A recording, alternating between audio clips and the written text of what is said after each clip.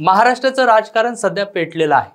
मराठा आंदोलनाचे चेहरा असलेले मनोज जरांगे पाटील यांनी केलेला आरोप म्हणजे थेट राजकीय भूकंप ठरलाय।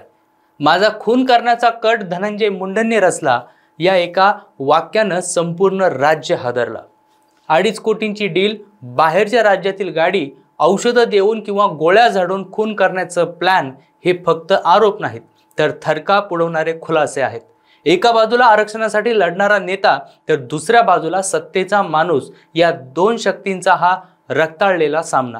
मनोज जरांगे म्हणतात असल्या नीच अवलादी संपवल्या पाहिजे, तर धनंजय मुंडे मात्र अजूनही या संदर्भात गप्प आहेत।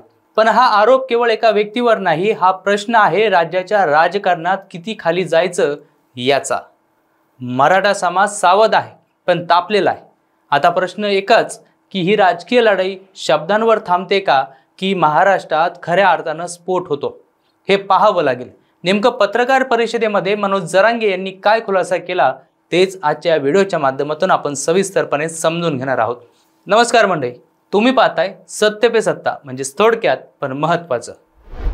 राज्याचं राजकारण सध्या एका जबरदस्त वादळाच्या भोवऱ्यात आहे, कारण यावेळी साधा राजकीय आरोप प्रत्यारोप नाही, तर थेट हत्या करण्याचा कट आहे, तोही दोन मोठ्या नावांमध्ये। मराठा आंदोलनाचे नेते मनोज जरांगे पाटील यांनी राष्ट्रवादीचे नेते आणि माजी मंत्री धनंजय मुंडे यांच्यावर केलेला गंभीर आरोप सध्या महाराष्ट्रभर चर्चेत आहे।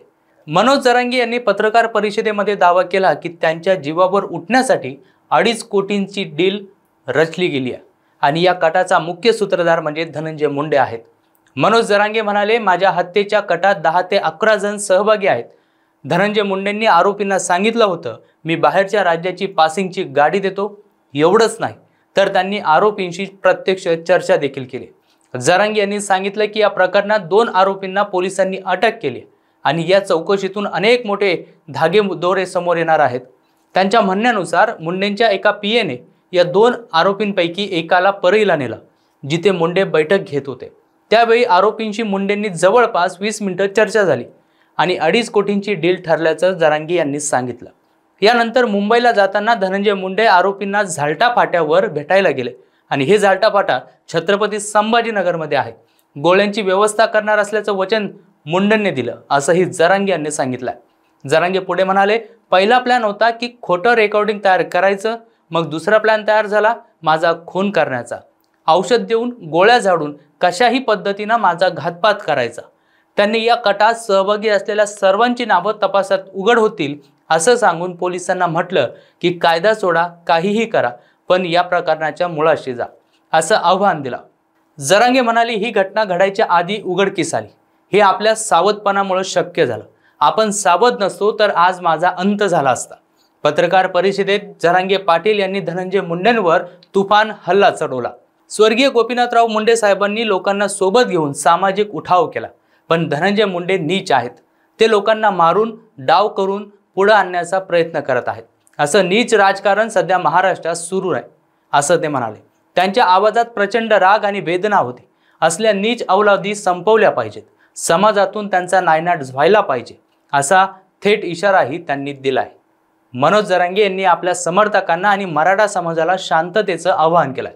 आपण शांत राहू, पण सावध राहू, कारण आज माझ्यावर जी वेळ आली ती उद्या तुमच्यावर येऊ नये, त्यामुळं शांत राहणं खूप गरजेचं आहे। विरोध करा, पण एखाद्याचा जीव घ्यायचा असा कट रचणं ही नीच प्रवृत्ती आहे, असं ते म्हणाले। त्यांनी पुढे सांगितलं, आपल्या समाजात एकजुटीनं असल्याच्या वृत्तीचा नायनाट झाला पाहिजे। काल माझ्या हत्येच्या कटाची बातमी आली तरीही माझ्या समाजाने शांतता पाळली, हा समाज खरंच महान आहे। जरांगे यांच्या या आरोपानंतर महाराष्ट्राचं राजकारण तापलंय। धनंजय मुंडे यांनी यावर अद्याप सविस्तर प्रतिक्रिया दिलेली नाही, पण त्यांच्या समर्थकांनी हा आरोप राजकीय स्टंट असल्याचं म्हटलंय। मात्र पोलिसांनी 2 आरोपींना अटक केल्यानं प्रकरणाला गांभीर्य आलेलं आहे। या घटनेमुळे बीड पासून परळीपर्यंत आणि मराठवाड्यात सर्वत्रच चर्चा रंगलेली आहे। जरांगे पाटील यांचं आंदोलन आणि त्यावरून झालेला राजकीय संघर्ष आता थेट जीवावर येऊन ठेपल्यासारखा वाटतोय।